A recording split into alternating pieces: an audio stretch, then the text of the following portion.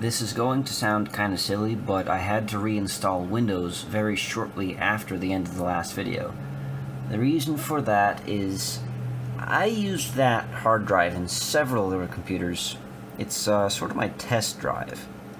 But unfortunately, after being transferred so many different times, it was starting to act kind of wonky, so yay, I've got to reinstall all my games again. Ugh. Alright. Part 2. I've had this stress test going for a while now, about half an hour, and the maximum temperature that they've reached is about 78 degrees on the hottest core. Now, technically, let me switch over to my other monitor here, that is higher than the listed maximum temperature for this processor, but I've had these processors in plenty of different computers, and this is a synthetic load. Under real-world use, it should not get this high. And again, this has been going for about half an hour now, so we should be good to go.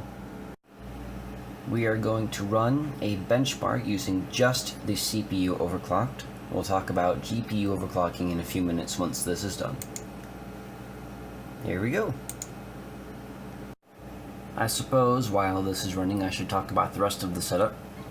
Now, the monitor that you are looking at is a Dell UltraSharp, and it is 1600 by 900 pixels. It's not 1080p, it's only 900p, but hey, again, as mentioned in the first part, we are on an extreme budget, and 16 by 9 is still pretty good, and a lot of people game on that even today.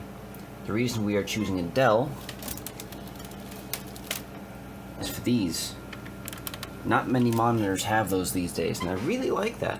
Plus, it is really easy to just lift up, pull down, it slides pretty easy. It actually twists from side to side as well. Let's see which side does it go.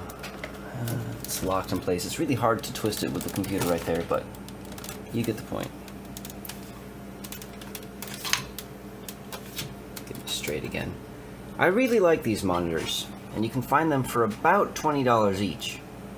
Not including shipping, of course, but we had one that was local, so we're counting it as $20. A lot of businesses had these about 5 or 10 years ago, so you really can find them really commonly for about 20 bucks. You will need a USB-A to C cable in order to have the built-in USB hub work, but, you know, usually they come with it. So, speakers. Just Dell speakers, but they're pretty good. I've got to hand it to you. These ones are awesome. They're actually, if I can get a good look, Harman Kardon. These came with some random Dell desktop, I don't know where, but there was a business selling them locally. I think they had like 200 sets for sale. Now, one of the things that I forgot to mention when building the computer in the last video is airflow. Now, this case didn't have any fans in it at the time, and I forgot to show me installing them, but there is a 120mm on top. You can't see it, but there is one in front, and an 80mm in back. Oh man, this is going to be hard to show. Let's see if I can. Well, I guess you'll just have to believe me, there is one in back. So we have 3 fans currently installed. Without the fans, even at stock speeds, the CPU was hitting about 80 degrees and thermal throttling pretty hard. But with these fans installed, I was able to lower the temperatures by easily 15 to 20 degrees. So we're getting closer to finishing the performance test, and this is the only one that I'm going to run. I don't have time to run more, especially if I'm going to install some games and test them. I actually can't afford to be building computers like this constantly. I have other things to pay for. So this one has already been sold, and so I've got to finish this video while I still have it in my hands. Looks like I've got to update my graphics drivers.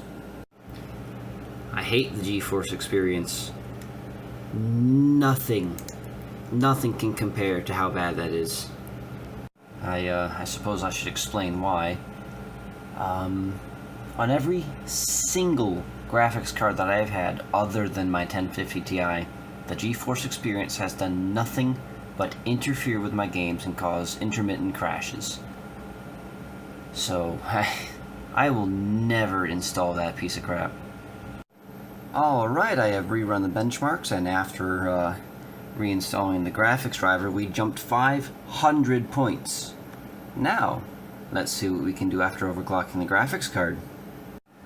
Alright, now I've used this card before and overclocked it before, so I already pretty much know what is safe to do.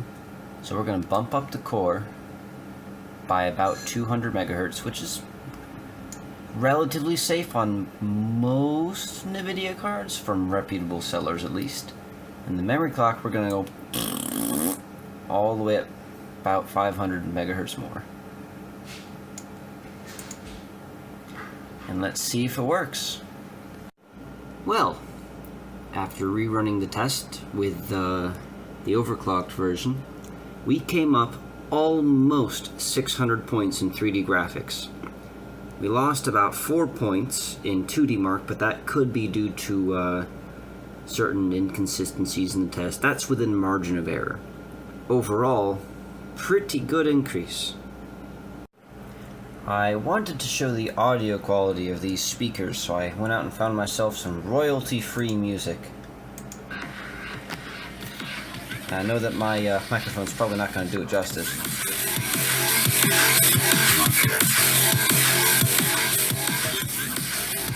Chose that section to show off the bass, because they do have a surprisingly good amount of bass for what they are. And for other bits of sound.